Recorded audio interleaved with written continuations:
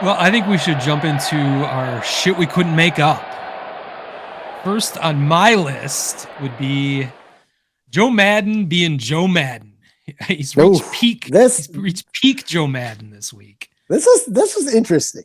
Yeah, this is a fun one. Joe Maddon, being the mercurial madman, I like to call him, the mad scientist, decided to walk in.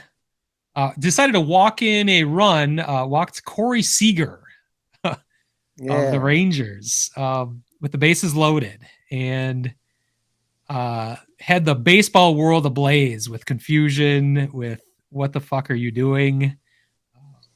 Led to a run, of course. It led to, I think, two more runs were scored in that inning. Yeah, that's the The Angels, backfire.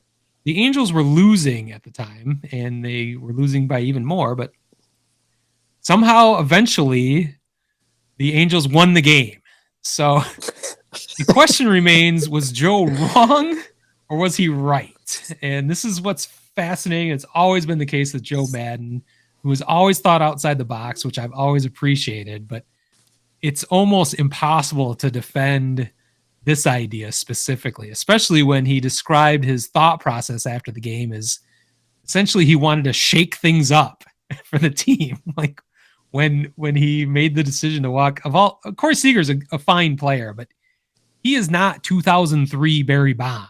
He's not someone you have to fear that it's either you walk him or you give up a grand slam immediately. I mean, Yeah. that was the only situation I can recall where it's like, oh yeah, you have to walk Barry Bonds even if the bases are loaded. I don't remember other players. I don't think of Corey Seager in those terms. Uh, the idea that Joe Maddon was just trying to shake things up is ludicrous. I think it just happened to work out that they somehow won that game. I'm not sure walking in a run shook them up to the point where they felt inspired to win a game finally. The best part that I saw, at least, was in real time. Mike Trout. There's a GIF out there. There's video of this where you can literally see Mike Trout realizing what's happening, doing the math in his head as he's looking around. He just notices, you can see him counting the runners on base and seeing the intentional walk happening to Corey Seager.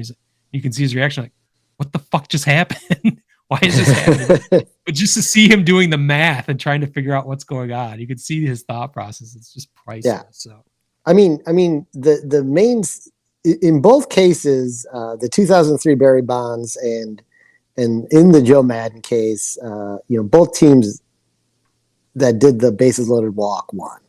But the difference is that the only run scored that inning was the intentional walk. That was a great I think, move by Buck Showalter.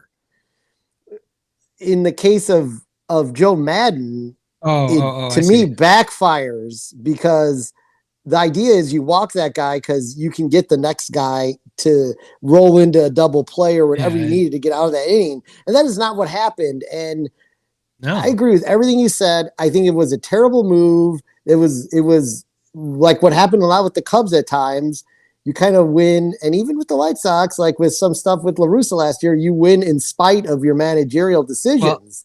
and that is And the classic line. That is the legacy of Joe Maddon in Chicago. Unfortunately, or whatever, however you want to look at it, I mean, think that about the is, playoffs. Think well, about the World Series run. that is the thing. That is the line to describe Joe Maddon. Essentially, is the Cubs won the World Series in spite of Joe Maddon, and that is that you could write novels about that idea and his time in Chicago. There have been novels written about it, but the the it's hard to disagree with that stance because some of the bullpen management and questionable decision making he had throughout that playoff run did not put them necessarily in a position to win. They won in spite of that in a lot of cases. So it's almost a tragedy in my mind too, because I think he's a extremely likable guy. I think he's a great manager. He's just so odd, makes so many strange decisions. But I think in the Cubs case specifically, he was caught with his pants down a few times. I don't think that's because he was an oddball or doing anything weird. I think several times he didn't have people warming up in the bullpen that should have been. Um, But the tragedy in Right. that is you said your whole life, whatever manager, whatever players finally win a World Series after how many, whatever it was going to be. It ended up being 108 years. Those people are set for life in the city of Chicago. They will never pay for a meal again. They'll never pay for a drink. But within 4 years, Joe Maddon was unceremoniously, shoved out the door essentially, where year before his contract expired was let go. He had a restaurant in the right next to Wrigley Field that lived for a few months. After he left, that the rest of the team has been disassembled. So it's that maybe that's where I'm getting at with the tragedy of all of that. You thought those guys would Right. be set for life, making such a historical achievement, and none of them are around anymore. And Joe Maddon is kind of the Pied Piper of that, mainly because he's such a weirdo. So I think in this case, he's kind of playing the results a bit. I don't know. Maybe he's thinking game whatever 11 out of 162. He can play around with this and maybe try to do something to inspire his team. I'm not sure how specifically walking in a run would inspire your team or shake things up, but it's just peak Joe Maddon. He does something like that, and then somehow he wins the game. So it's too perfect. And they're in first place right now. So Exactly, they're actually looking good. I always pan yeah. the Angels no matter who's managed them.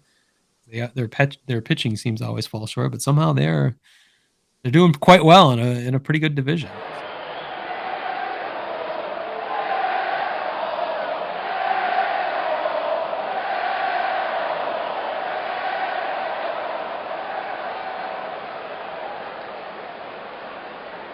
Word Hole Media.